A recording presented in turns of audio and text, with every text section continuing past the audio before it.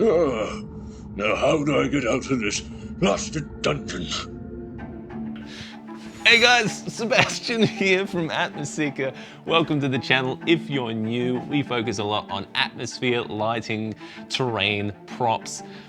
I haven't made a prop on the channel for about a year, so I think it's time to fix that. I've got a game room set up over there with all kinds of knickknacks and props to help inspire my players, and something I really want to make is a wizard staff.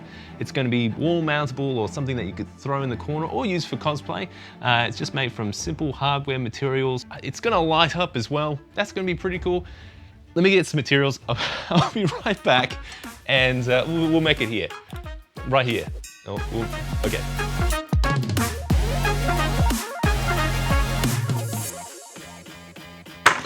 All right, here we go. We've got PVC piping, we've got EVA foam mats, I've got the hot glue gun here warming up, and managed to find this little bauble, guys. So this is for your like Christmas kind of custom bauble decorations, and the idea is going to be to kind of make some kind of crystal gem from this. I'll save that for later.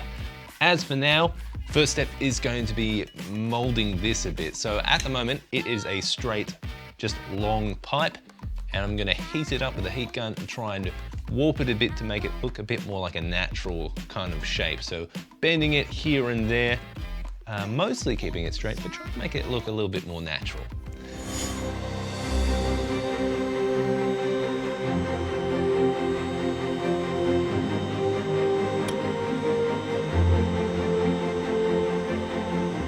Since we're essentially melting plastic with the heat gun, it's a good idea to do this in a well-ventilated area, or if you've got a respirator or a mask, it might help with some of the fumes, if there's any, from melting this plastic. I'm not a scientist, but you know, it does smell a bit. So good to open the window or use some kind of mask or something. You just gotta work it bit by bit until you get there, just because it's a small little area. But if you kind of have it on an angle and you push it down, you can kind of feel when it starts to give a little bit.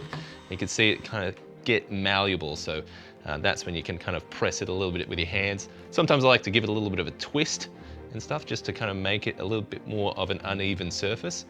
And now it's just going to be just moving up the line as much as we can. Yeah, slowly as we go. As I've come along texturing and warping this PVC pipe to make it look more like a stick, I think I want to change gears and move towards shaping this gem that's going to go on the top. Having that centerpiece kind of thought out, I think it's going to make it a lot easier working down the line of how I'm going to shape a lot of the wood texture that's going to go on this thing. How I was going to light it, this is just a simple thing. I learned this from Wylock's video on some kind of laser turrets that he had. There was some cool little battery operated road flares that we have. So these little guys, you just give them a twist and they turn on like this, and you just pop them up in the top there. So obviously we're going to have some method of being able to remove them and give them a twist or change the batteries as well. So something to keep in mind of when we're developing this little crystal that goes on top. So as for now, I'm just going to take this and try and, I guess the idea is to kind of heat it up and then press it on the table to try and shape it and give it edges that that'll resemble some kind of crystalline structure. What's going to happen is when this plastic heats up, it shrinks. So I'll throw that in the bin. All right, let's try this clear plastic from this picture frame.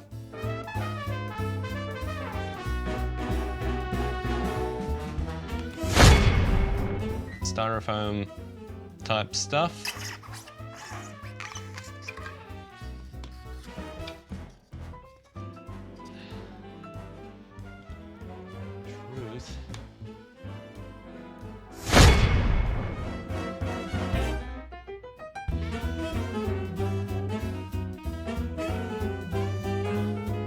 Okay, I can see already this is the first thing I've 3D modeled to make this this gemstone, this rock thing. So I'm pretty jazzed that it actually printed. So that's pretty good. Didn't want that. All right. Whew. It's It's a good looking egg. So I was actually pretty happy with how this one printed out. I was willing to kind of make my peace with some of the voxely layer lines that you could see underneath it, and it did make a kind of interesting effect. Almost kind of, you could expect these kind of details on some kind of gemstone, but I did want to try printing it again, see if I could eliminate that. And I used Mesh Mixer this time to hollow out the inside of the mesh. Special thanks to Tyler from Slice Print Roleplay for pointing me in the right direction, and was able to reorientate it on the build plate a little better. So this one is probably about 30% larger than this one. So yeah, I'm happy how that's printed out. It's a lot more translucent, smoother. You don't see those voxely layer lines on the inside. So very happy with this. We got our headpiece ready for the wizard staff. So now we can start piecing it together and working around some wood texture with some of that EVA foam. That's the plan. So let's see how that goes. We finally have the wizard staff with the PVC pipe. I've kind of expanded it there with the heat gun, just so it's big enough to turn on one of the bases of one of these flare lights. Give it a little twist, turn it on, good for 60 hours. Pop it in there. Now we've got the crystal that we 3D printed. Put a little EVA seal over the bottom of it, just so it fits a lot snugger on the bottoms. Give it a little twist there. And there we go, all fitted together. But now that we've got that all thought out, now I can do the fun part of putting the wood texture all over this PVC pipe, little branches and stuff that's gonna come out of the base and surround this gemstone at the top. And I kind of wanted to have these wrapping around roots kind of encircling it. Now, to make them a little bit more flexible so that they won't break if it's being handled, or I'm gonna make them out of this EVA foam rods that you can get. And just kind of use a heat gun to maybe shape it around a bit.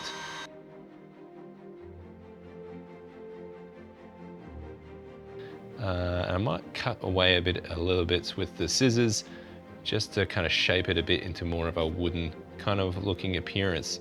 The good thing about this stuff is if you make a mistake or you want to go in a different direction, it's pretty easy to change your mind. Just heat it up, move it to whatever you need.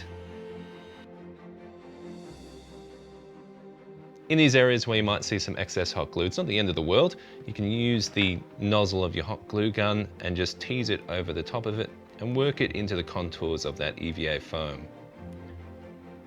That'll help seal the gaps between some of these pieces, as well as creating some texture as well. So just an added benefit.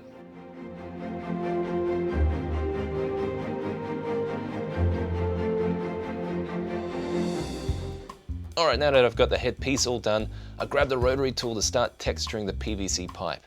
I actually wish I'd done this before doing the headpiece because it would give something more for the hot glue to grip to. I'm running it in an up and down motion to get that wood grain, sometimes angling it a bit to get some of those deeper grooves with the sanding bit.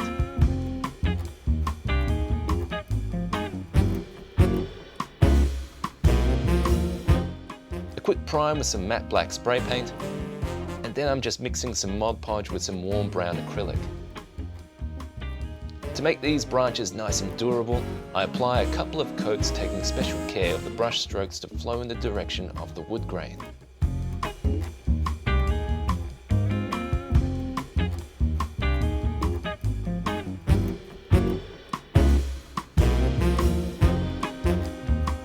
To give the wood some luster, I'm using some burnt orange with a large brush to overbrush down the staff.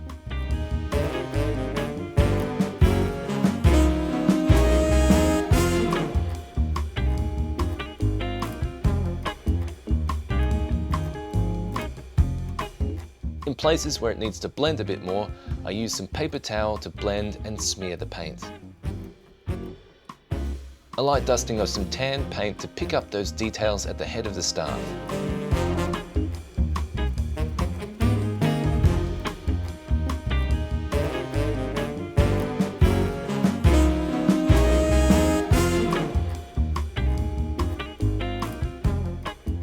Also adding a bit of colour variation with a light dusting of light purple from the airbrush.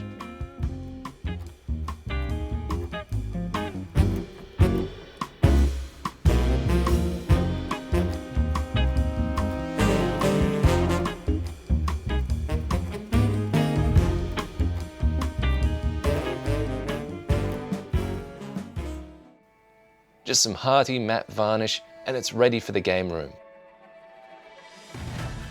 Here's the finished result with the different coloured lights.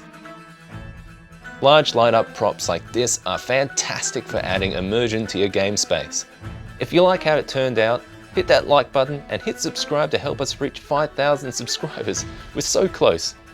These videos are not possible without the support of my wonderful patrons. A huge heartfelt thank you to all my supporters, with a special shout out to Chris Andrus, Luke Mansberger, John A. Johnson, and Charisma on Command. If you'd like to become a patron or channel member, follow the links for behind the scenes and access to our growing Atmoseeker community. Until next time, I'm Sebastian, and let's create and inspire.